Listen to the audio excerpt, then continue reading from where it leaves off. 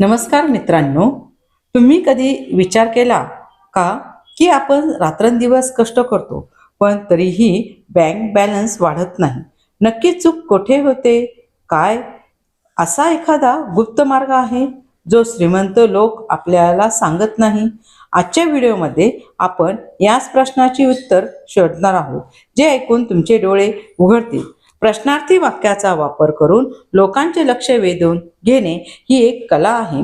जेव्हा आपण साधे वाक्य बोलतो तेव्हा लोक फक्त माहिती ऐकतात, पण जेव्हा आपण प्रश्नार्थी वाक्य वापरतो तेव्हा लोक विचार करायला लागतात.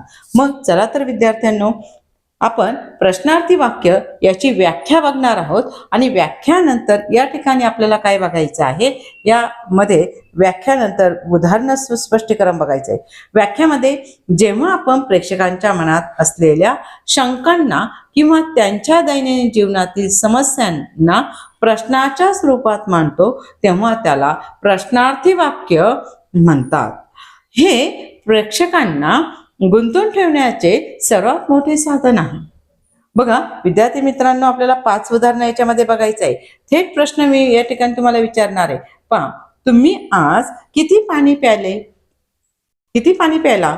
यामुळे प्रेक्षक लगेच स्वतःच्या सवयीबद्दल विचार करू लागतील.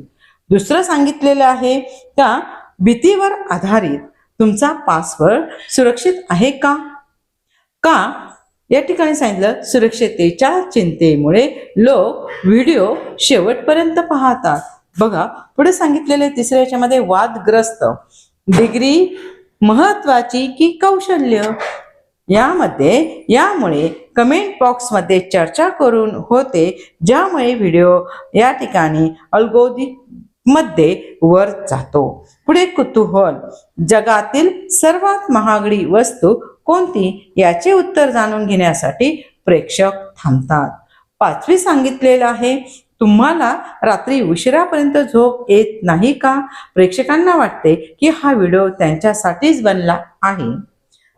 विद्यार्थी मित्रांनो, जर तुम्हाला काय वाटतं हा प्रश्न या ठिकाणी आहे, तर या ठिकाणी तुम्ही परीक्षेचा अभ्यास करण्यासाठी दिवसा वेळ निवडता की रात्रीची? तुमचं मत कमेंट मध्ये कळवा, कारण मी प्रत्येक कमेंट वाचणार आहे. जर हा व्हिडिओ तुम्हाला माहितीपूर्वक वाटला असेल तर अशाच एका गरजू मित्राला हा व्हिडिओ शेअर करा, विसरू नका. आणि हो, अशाच नवनवीन माहितीसाठी चॅनलला सबस्क्राईब करा. धन्यवाद.